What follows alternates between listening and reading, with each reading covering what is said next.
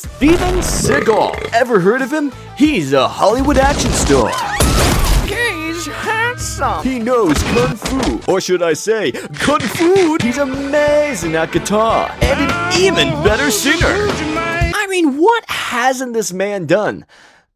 Aside from telling the truth, they even made a game about him, or at least they were going to, as apparently it got cancelled. And then they tried again in 1997, and that one got cancelled too. With all that being said though, a playable prototype exists for the first game, which kind of inspired me just to make this video so I could sit back and laugh at this cancelled game. So let's get into it!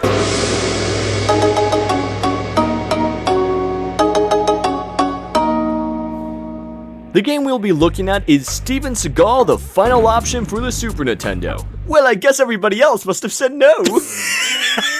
Upon entering the game's menu, we then have the ability to choose 1 or 2 players. Though the joke's on you because they both do the exact same thing. April Fools, you big! Oh yeah, underground storage area. Let's go!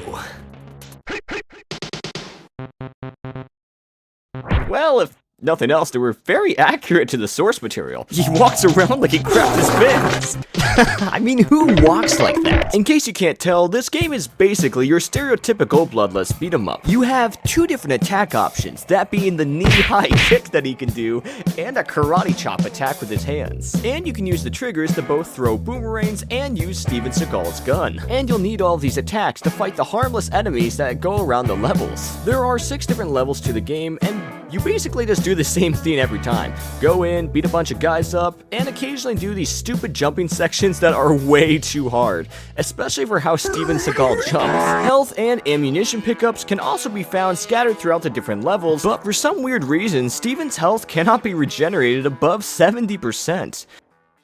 And yeah, that's basically the game. I legitimately thought I'd have more to talk about, but I guess not. Throughout all 6 levels, you go around beating up guys or shooting them, and that's literally the whole game. Job well done. All I did was walk through an exit.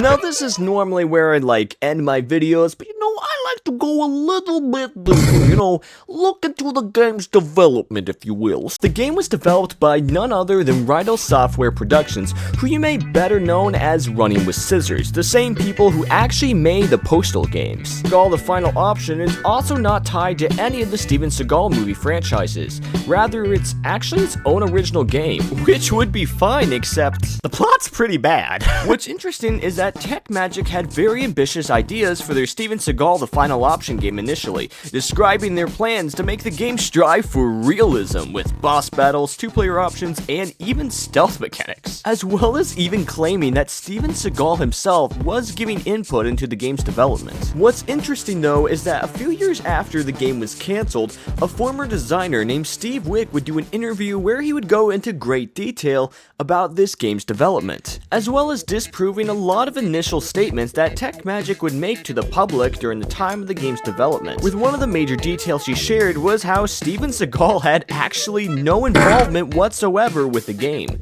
and that the character frames were done by a lookalike actor, mainly due to Tech Magic just being too cheap to actually hire him. In the interview article, he also covers a lot of the game's messy development, as well as saying that the reason the game was cancelled was mainly due to Tech Magic running out of money. And honestly, this is like a really short summary. Like, the article itself goes into a crazy amount of details about this game's development, including how messy it was and how chaotic and unhinged it was at times. Really, the main reason this game failed was really just due to sheer incompetence on the developer's part, and the beta is just a really generic beat 'em up.